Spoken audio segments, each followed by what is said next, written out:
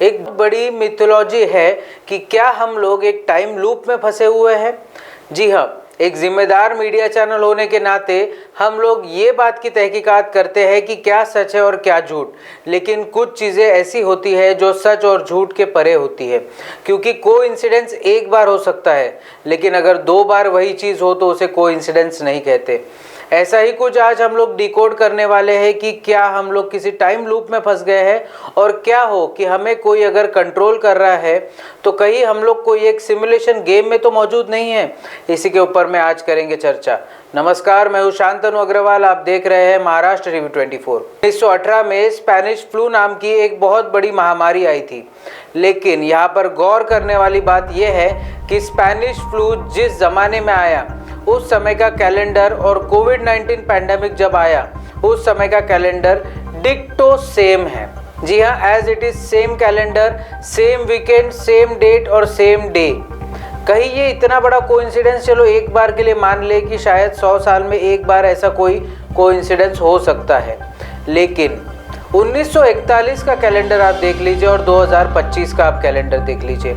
इन दोनों कैलेंडर्स में सिमिलरिटी है, क्योंकि 1941 में वर्ल्ड वॉर चल रहा था, साथ ही साथ में कई जगह पे बड़े बड़े आग लग रही थी, कई सारी चीज़ें हो रही थी जो शायद इंसानी पहुंच से बहुत दूर बताई जा रही है। लेकिन 2025 में अगर आप देखेंगे तो Israel Palestine war, Hamas Israel war, Israel Iran war, India Pakistan war, Russia Ukraine war और साथ ही साथ में अमेरिका के कनाडा के साथ में टेंशन्स, ये सब चीज़ें वर्ल्ड वॉर की तरफ में इशारा करती है। इसके साथ ही आपको बता दें कि जिस तरीके से बहुत बड़ी आग लगी थी अमेज़न के जंगलों में और साथ ही साथ में ऑस्ट्रेलिया के कुछ जंगलों में, अगर ये सब चीज़ें कोइंसिडेंस नहीं है तो क्या है। और अगर एक पल के लिए ये मान भी ले कि चलो ये सब कोइंसिडेंस है, तो एक बहुत बड़े साइंटिस्ट थे जिन्होंने एक थ्योरी दी थी कि इस थ्योरी के अनुसार हम लोग एक सिमुलेशन गेम में हैं। कई बार आप देखते होंगे कि कोई जगह अगर आप पहली बार जा रहे हो, वो जगह आपको माइंड में रिकॉल कराती है कि यहाँ पे आप पहले भी आ चुके हो, लेकिन अगर आप पहले उस जगह पे नहीं गए तो आप किस तरीके से वो जगह आपके माइंड में डिक्टो वैसी ही होती है जैसे आपके सपनों में नजर आती है। अगर आप वो जगह पहली बार भी जा रहे हो तो आपको उस जगह के बारे में इतनी जानी पहचानी और इतनी पुख्ता जानकारी कहाँ से मिल जाती है।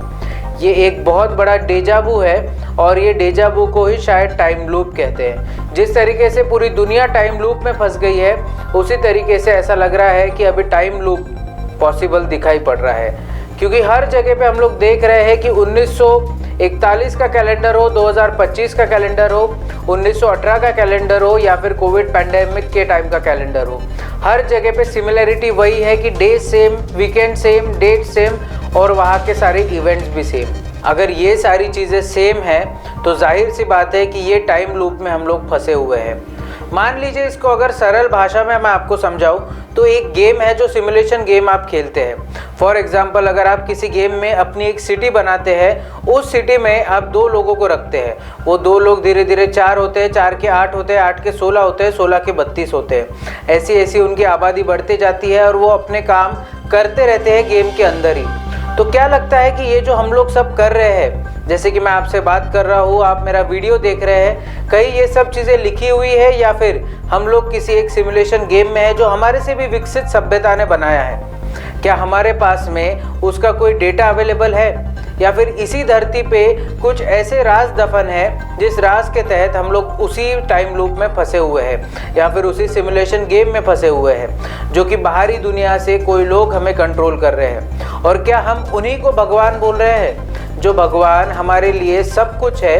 क्या हम लोग उनको भगवान मान के चल रहे हैं जिनके टाइम लूप में हम लोग फंसे हैं? क्योंकि हमारे ग्रंथों के अनुसार भी बताया जाता है कि हम लोगों को भगवान ही आदेश करते हैं, हम लोगों से जो भी होता है वो हमसे भगवान ही कराते हैं। तो क्या ये बात उतनी ही सही मानी जा सकती है कि जिस टाइम लूप में, जिस सिमुलेशन में हम लोग फंसे हैं, वो भी भगवान ही हमसे करा रहे हैं?